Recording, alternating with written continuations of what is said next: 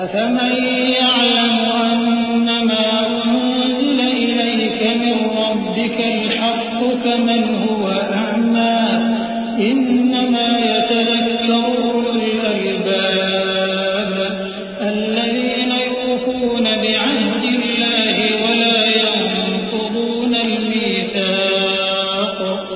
والذين يصلون ما أمر الله به أن يوصل ويخشون ربهم ويخافون سوء الحساب. بھلا جو شخص یہ جانتا ہے کہ جو کچھ تمہارے پروردگار کی طرف سے تم پر نازل ہوا ہے حق ہے،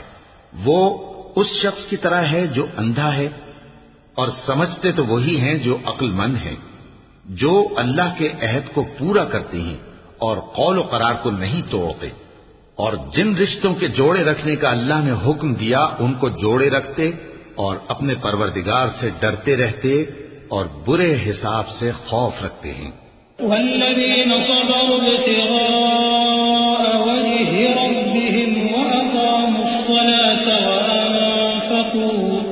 وأنفقوا مما رزقناهم سرا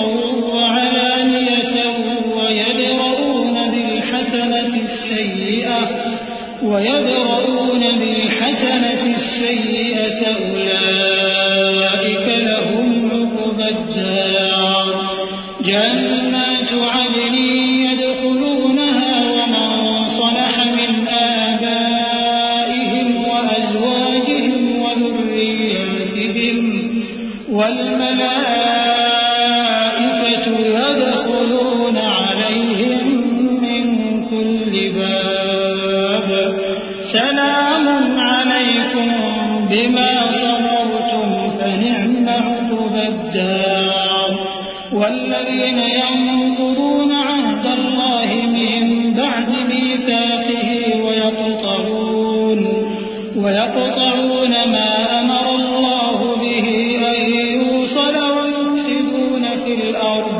ويفسدون في الأرض أولئك لهم اللعنة ولهم سوء الدار.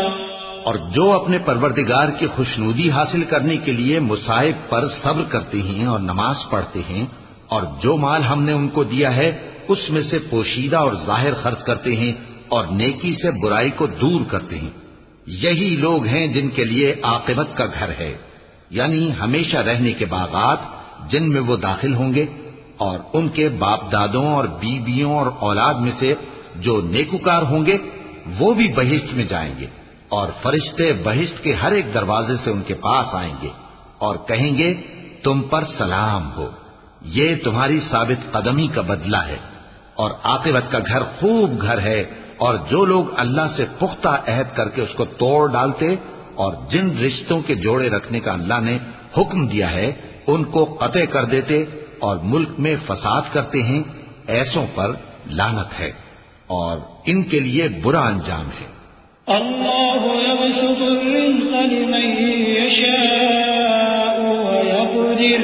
وفرحوا بالحياة الدنيا وما الحياة الدنيا بالآخرة إلا متاع. اللہ جس کا چاہتا ہے رزق فراخ کر دیتا ہے اور جس کا چاہتا ہے تنگ کر دیتا ہے، اور کافر لوگ دنیا کی زندگی پر خوش ہو رہے ہیں، اور دنیا کی زندگی آخرت کے مقابلے میں بہت تھوڑا سامان ہے.